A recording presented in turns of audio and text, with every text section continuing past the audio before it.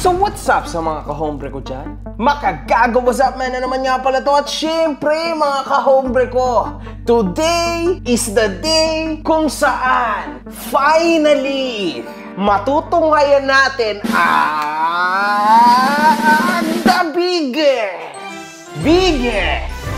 scammer, the biggest baby boy swag, the biggest sinungaling, at siya po ang the biggest manggagamit sa buong social media.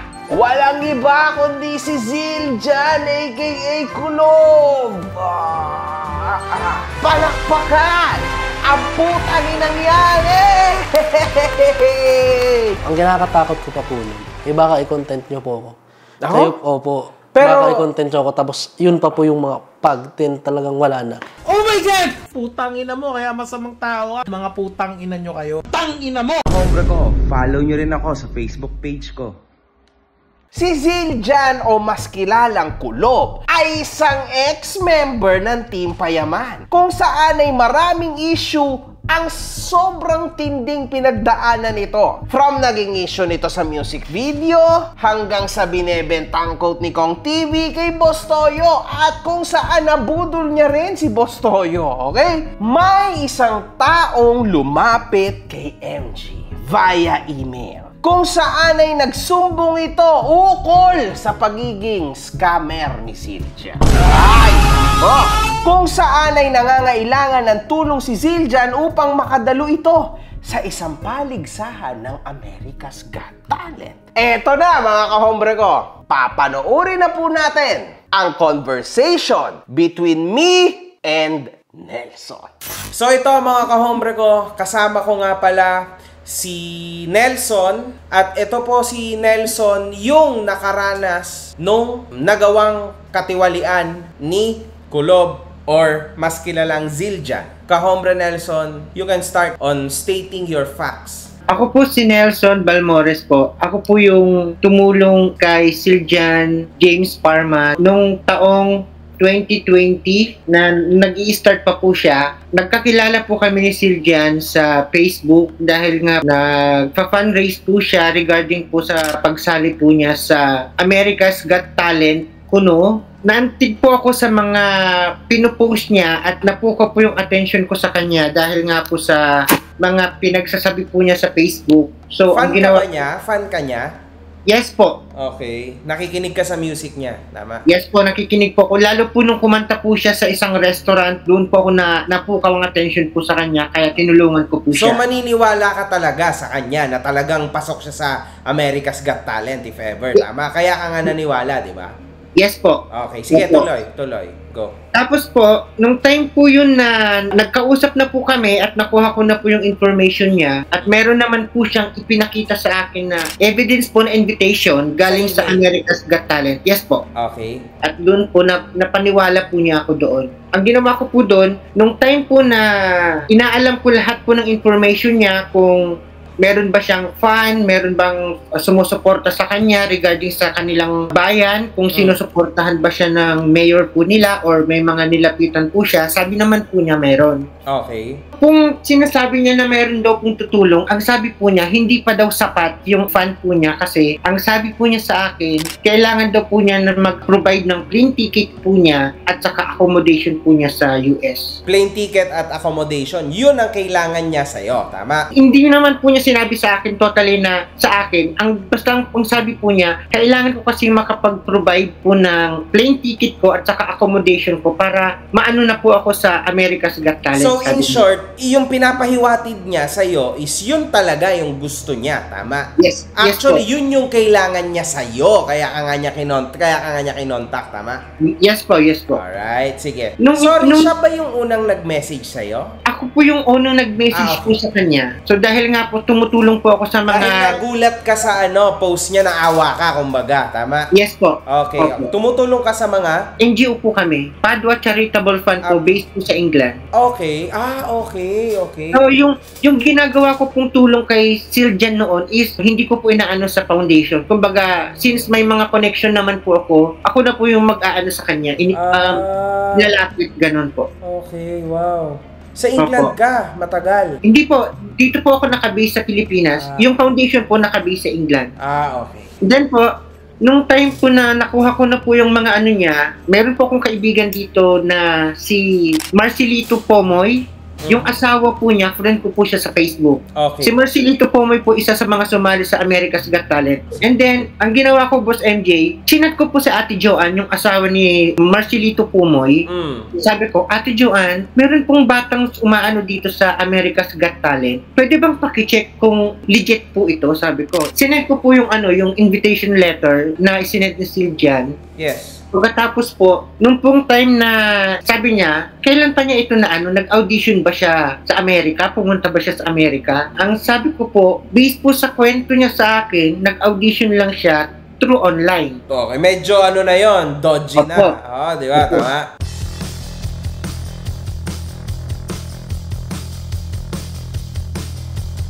So nandito ko sa One Tusawa Food House, nakikita nyo naman, napakasarap ng pagkain. Ito po ay isang catering at event place kung saan sobrang daming tao na pumupunta dito para gumawa ng event at syempre para kumain. Matatagpuan po itong branch na ito sa Bagong Silangan, Quezon City. Sobrang simple lang. Waze, One Tusawa, makikita nyo na agad. Tatlo na rin po ang branches nito. Naghahanap rin po sila ng magfa-franchise sa kanilang napakaganda at napakatinding food house. Sa mga interesado na mag-inquire para sa franchise, ito yung number nila through Viber.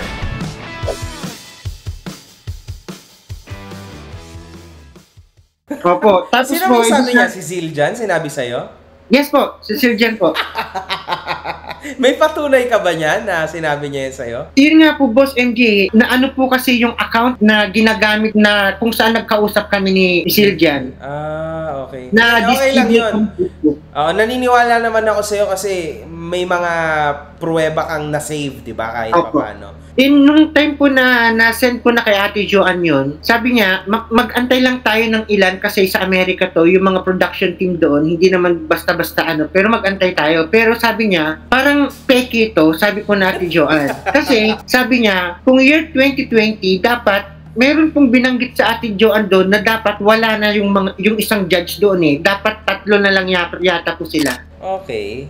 So, yun po ang pagkasabi niya. Ilan ba yung judge na nakasulat doon sa email? 4 po yung nandun sa invitation. Okay, medyo na mali siya doon. Okay. Yes po. Eh di, ang ginawa ko po, since nag-antay po ako ng confirmation ni Ate Joanne, sabi niya, ano pa ba mga sinabi ng bata sa'yo? Sabi niya, kailangan daw niya mag-provide ng accommodation, plane ticket at saka hotel. Ang sabi po niya, bakit siya mag-provide? Sagot siya ng production team. Kasi ganun ang ginawa. Di ba? Obviously. Sabi to nung Joanne na mismong may experience sila, tama? Yes po. Parang nakaka-imposible naman, sabi po niya. Kasi ganun ang nangyari kay husband ko, sabi niya. Oo, tama. Sabi ko, bakit ganun po nag-aano siya? Siguro baka kailangan niya ng pocket money, sabi ko lang. Siguro, sige, sabi niya, pero i-check, antayin pa rin natin yung confirmation galing sa production team, sabi niya. So, habang nag-aantay po ako naman po, nag-initiate po ako na ipakilala si Siljan sa team ni Francis Leo Marcos. Nung panahon po na yun kasi, malakas pa si Francis Leo Marcos. Malakasan niya, yung biggest challenge ba yun?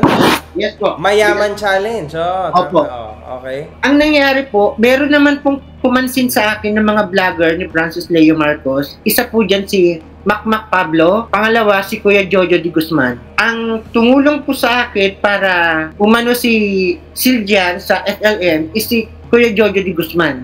Oh my God. So, So, naipasok mo si Siljan sa FLM group, let's say. Yes po, naipasok po siya. Ang nangyari po, Boss MJ, kada live po ng mga vloggers, umaakyat po doon si Siljan. Nung time na umakyat na po si Siljan sa live ni Kuya Jojo, so nakilala na po siya doon, yun nga po sinasabi niya na mag-aano po siya sa America's Got Talent, ganito ganyan. Siyempre po, lahat po ng supporters ni FLM napahanga. Kasi nga po, ano po siya ng Philippines. Representative. Yung pong mga supporters ni FLM, magdo-donate po sila, magbibigay po sila ng support, ganito, ganyan. Kasi po, nagsalita po dun si Siljan na humihingi po ako ng ganito, ganyan. Mga ganun po. Nakaligom ng pera. Nakalikom po si Siljan pero hindi ko po alam kung magkano ang pumasok sa account niya. Kasi po, account po niya Ay, pumasok doon. pero syempre, malakas yan. Malakas yan Opo. dati. So, wala po akong maipapakita na meron talagang pumasok pero Meron yan for sure. Yes po, kasi po marami pong nag-comment doon sa ano na bakit kailangang ibalik mo yung mga donation. My God, patay ka ngayon. Yun po. So, Kasi malakas si FLM nun. So, Yes tansya po. ko, meron talaga yan. Meron po. Pucha, meron yan. At saka, ang dating pa, kawawa si Zildjian. Kesyo Opo, yan po. representative ng Pilipinas. Walang tumutulong. Baka naman may makakatulong dyan. Baka manalo sa American's Got Talent. Oh my goodness. yes po. Isa pa po, Boss MJ, sabi po sa amin ni Kuya Jojo or either Kuya Makmak Pablo, sabi po niya, sasagutin na daw ni Boss FLM yung ticket niya plus yung accommodation niya. Aside from sa mga nakuha pa niyang mga donation. So meron pa siya matatanggap. Wow. Yun po yung ipinangako niya sa bata. O, tapos, ano nangyari? Nung nalaman ko po kay Ate Joanne na confirm na fake invitation, yung nangyari, Oh. hindi ko pa po kinukumpronta si Siljan. Inuunti-unti ko pa po siya. Nung nalaman ko po kay Ate Joanne, inuunti-unti ko na pong prinangka si Siljan. Sabi ko, Siljan, paano mo nakuha yung invitation? Sabi niya, may nag-send po sa kanya, ganito, ganyan, sabi po niya. And then sabi ko, yung totoo, umamin ka sa akin. Kasi may nakausap ako galing US na fake invitation yung binigay, yung pinakita mo sa akin. Meron pa po siyang pinakita sa akin na passport niya. Aside sa passport, may travel permit siya from America. Kasi that time po is minor si Siljan. Question ko po siya doon sa bagay na yun. Sabi ko, papaano ka nakakuha ng travel permit since minor ka? Ano ang pinakita mo sa DSWD? Sabi po niya yung invitation galing sa America's Got Talent. Okay, sabi ko, umamin ka na ng katotohanan. Kasi kung hindi ka aamin, ilalabas ko to, dudurugin kita. Sabi po sa kanya. Umamin po siya sa akin nang sinabi niya, Kuya Warren, kasi po, Warren po yung pangalan ko sa Facebook. Kuya Warren, sabi niya, aaminin ko na po ang totoo. Ginawa ko lang po yung email. So, sabi ko, meaning to say, gawa-gawa mo lahat yan. Yes po, sabi niya. And then, sabi ko, so, anong pinakita mo doon sa DSWD para ma-issuehan ka ng travel permit? Yun nga po ang pinakita niya. At your age 16, sabi ko, sa edad mong yan, napakagaling mong mang-scam. Pang-i-scam yung ginagawa mo at falsification yung mga pinagagawa mo. Nagpresenta ka sa DSWD ng mga hindi katotohanan. Oo, Faking mga documents. invitation. Alam mo ba na pwede kang makulong dyan? Sabi ko, Correct. Oo. sino ang nag-ano sa'yo? Sabi ko sa kanya, tumulong para mag-ano yan. Meron po siyang binanggit eh. Hindi ko alam kung sino yun. Pero paninindigan ko po yun yung sinabi po niya yun. Pero gaya po ng sinabi po, yung mga sinend po niya sa akin through messenger, hindi ko na po siya ma-revive, hindi ko na po siya maiano. Pero kung aano po tayo sa investigasyon, pwede po tayong umano sa lugar po nila. May record po yan eh. Travel permit sa DSWD. Ngayon, may question ako sa'yo. Naperahan ka ba ni Zildjian? Hindi naman po ako napirahan, pero mukha ko po, pangalan ko po ang nakapronta sa mga taong nilapitan ko. Oo nga pala, no? Tulad nun, yung perang nakulimbat, nakuha niya dito sa Yes, po. supporters ni FLM na up till now, siguro ginugulo-gulo ka rin, no? Nasaan na yung ano? Awan ng Diyos naman po, Boss MJ, hindi naman po kasi, ang ginawa ko po kasi nung time na yon, kinausap ko po si Kuya Jojo, sabi ko, Kuya Jojo, may natuklasan ako kay Siljan, yung batang tinutulungan natin. So pinaliwanag ko po sa kanya na, lahat po ng pinakita niya sa atin, lahat po ng mga sinabi niya is fake, fraud, sabi ko. May mga ginawa po siyang panloloko at humingi rin po ako ng pasensya kay Kuya Jojo. Siyempre po, naging instrumento po ako eh. Nakakahiya. So sabi ko, pasensya na po Kuya Jojo kasi hindi ko naman po lubos akalain na ganito ang mangyayari, sabi ko. Sabi niya, o sige, anong plano mo? Sabi po niya. Ang plano ko po Kuya Jojo, pagawan ko po ng video si Siljan na magsabi po siya na hindi na po siya tutuloy at stop ang mga donasyon na manggagaling sa mga FLN. Ayaw po ni Siljan gawin yon. Pinapili ko po siya, Siljan, sabi ko, sa edad mong yan, anong gusto mo? Madudurog ka o ititigil mo ang kalokohan mong ito, sabi ko. Kasi pangalan ko ang masisira dito. Tinulungan kita from YouTube, Facebook, Kumu, Sabi ko, nag-ano po tayo doon lahat-lahat, tapos ito lang palang mangyayari. Mamili ka, sabi ko sa kanya, ilalabas ko to sa social media o ititigil mo at gagawa ka na lang ng video at isasaad mo doon na hihinto ka na at ipatigil mo yung mga donasyong makukuha mo. Yun po yung ginawa niya. Hello po FLM family, sa lahat po ng sumuporta at sumabaybay. Ito na po ang uling yugto. At yun na nga po yun. So ito po ulit si Siljan James sa Bayan Pharma.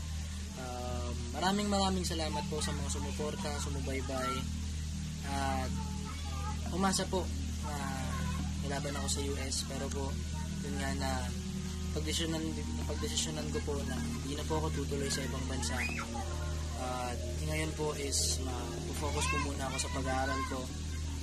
At sa lahat po ng gustong tumulong at gusto pong tumulong sa akin, pinapahinto ko na po at sana po huwag na po kayo mag-send sa akin dahil hindi na po ako matutuloy sa ibang bansa.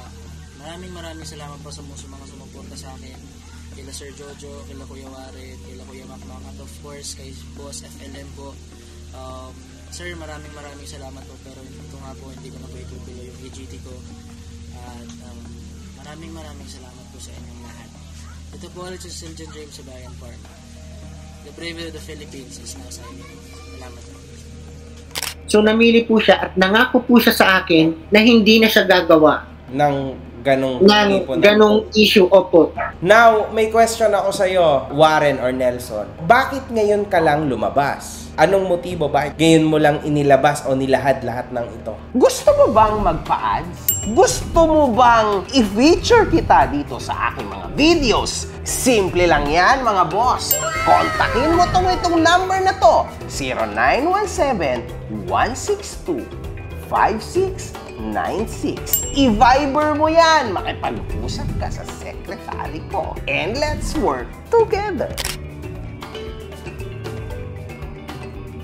Sa katunayan po, nag-message po ako, yung pamangkin ko po kasi, napanood niya yung video about kay Kong TV. Yung suit ni Kong TV sa Pawn Stars, tama? Hindi po, nung umalis na po siya kay Kong TV. Okay. Napanood ko po yun. So sabi ko, aba si Siljan na kay Kong TV.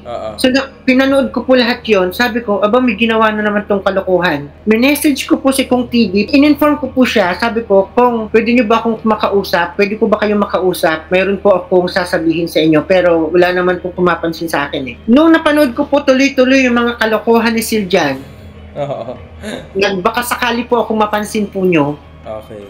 So, ito na po yung pagkakataon ko para ma-stop or malaman ng publiko kung ano yung totoong nangyari bago pumunta si Siljan kay Kong TV.